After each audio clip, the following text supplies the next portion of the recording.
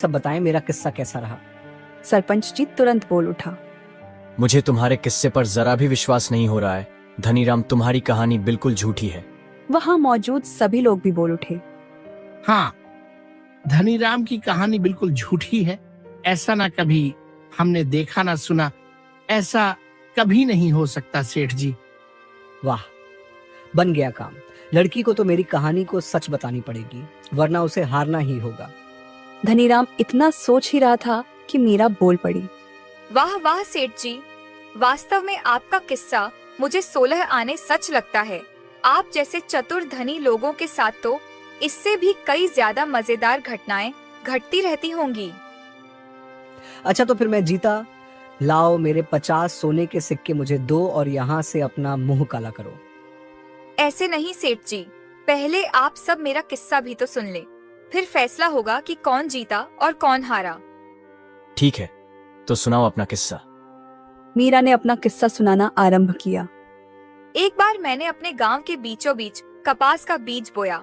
अगले दिन उस स्थान पर बादलों तक ऊंचा कपास का पौधा निकल आया और उसकी छाया पहाड़ों पर पड़ने लगी। वाह, इस कपास की पेड़ ने तो इतनी गर्मी में भी पूरे गांव को अपनी छांव के ठंड में रखा हुआ है। सच भाई, उस लड़की ने तो कमाल का पेड़ लगाया है। भगवान उसे खुश रखे। जब कपास पक गई तो मैंने उसे साफ किया और बोरी में भरकर 50 घोड़ों पर लाद दिया। भैया, अब तुम इन कपास को ले जाओ और शहर जाकर सारा कपास बेच आओ। मेरा बड़ा भाई अपने घोड़ों का कारवा लेकर शहर की ओर रवाना हो गया। मेरा भाई चला तो गया, लेकिन 5 साल तक मुझे उसकी कोई खबर नहीं मिल पाई। पता नहीं मेरे भैया के साथ क्या बीती होगी। अब किसको राखी बांधा करूंगी। लेकिन हुजूर, अभी कुछ ही दिन हुए मुझे उड़ती हुई खबर मिली कि रास्ते में किसी धनी आदमी ने उसे लूटकर मार डाला। मीरा की कहानी सुन सरपंच समेत वहाँ के सारे आदमी चौंक पड़े। हाँ हुजूर, बड़ी बदकिस्मत हूँ मैं।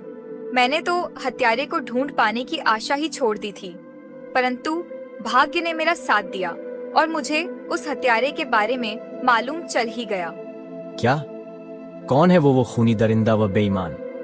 और कोई नहीं हुजूर, यही धनी व्यक्ति है जो सबके सामने खड़ा है। इसने अपने मक्के के जंगल में ही मेरे भाई की हत्या की थी। तभी सरपंच जी और अन्य लोग चिल्ला उठे। नहीं नहीं, हम तुम्हारी बात को किसी तरह सच नहीं मान सकते लड़की। हाँ हाँ हुजूर, इस लड़की की कहानी बिल्कुल झूठी मालूम पड़ती है। ऐसा कभी सच नहीं हो सकता हुजूर। यदि मेरी बात झूठ है तो सेठ जी से ही पूछ लीजिए। मीरा की बात सुनकर बेचारे सेठ की आंखों के सामने अंधेरा छा गया।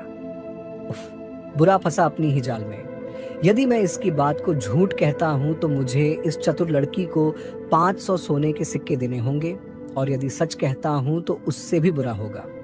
यह लड़की अपने मरे भाई का हर जाना मांगेगी। साथ ही रुई से लदे 50 घोड़े भी मुझे ही देने पड़ेंगे, और हो सकता है इनकार करने की दशा में मुझे फांसी पर भी लटका दिया जाए। सेठ अपने आप को कोसते हुए सोच ही रहा था कि मीरा बोल पड़ी। क्या सोच रहे हैं सेठ जी? जल्दी कहिए, मैं झूठ बोल रही हूँ या फिर सच? मीरा की कहानी जल्द ही सरपंच जी की समझ में आ गई। इस लड़की ने तो बड़ी चतुराई से फांसा है मेरे मित्र को। सारे लोग मौजूद हैं, मैं चाहकर भी इस बार अपने मित्र की मदद नहीं कर सकता। सरपंच सोच रहा था कि धनीराम ने दयापूर्ण दृष्टि से अपने मित्र सरपंच जी की ओर देखा। मेरी तरफ मत देखो सेठ, जल्दी से जवाब दीजिए, लड़की सच बोल रही या झूठ? बेचारे धनीराम के सब्र का पैमाना टूट गया और वह फूट फूट कर रोते हुए चीख पड़ा। भगवान करे तेरी जुबान टूट कर गिर जाए, झूठी लड़की, बिल्कुल झूठ बोलती है, कोरी झूठ। तब मैं चतुराई के मुकाबले में आपसे जीत गई। लाइए दीजिए मुझे 500 सोने के सिक्के। धनीराम ने चुपचाप 500 सोने के सिक्कों से भरी थैली उसकी ओर बढ़ा दी। यह लो 500 सोने के सिक्के की थैली और फौरन यहाँ से भाग जा, वरना अभी मैं इस समय तेरी गर्दन दबा दूंगा, चाहे बाद में मेरे साथ जो कुछ भी हो। मैं तो जा रही हूँ सेठ जी, लेकिन मेरी 2 बातें अपनी गांठ बांध लेना।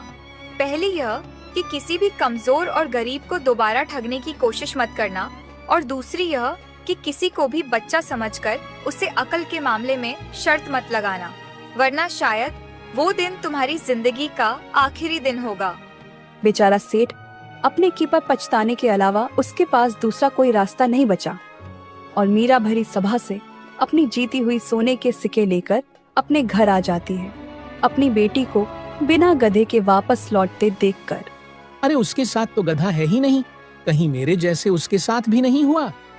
सोचकर बेचारे लकड़हारे का हृदय किसी अज्ञात आशंका से कांप उठा। लेकिन जब मीरा ने उसके पास पहुंचकर सारी घटनाएं सुनाई और 550 सोने के सिक्के दिखाए तो लकड़हारे की खुशी का ठिकाना ना था। लकड़हारा खुशी से बोल पड़ा, मेरी प्यारी बच्ची, मैं आज तक नहीं जान पाया था मेरी बेटी इतनी समझदार और बड़ी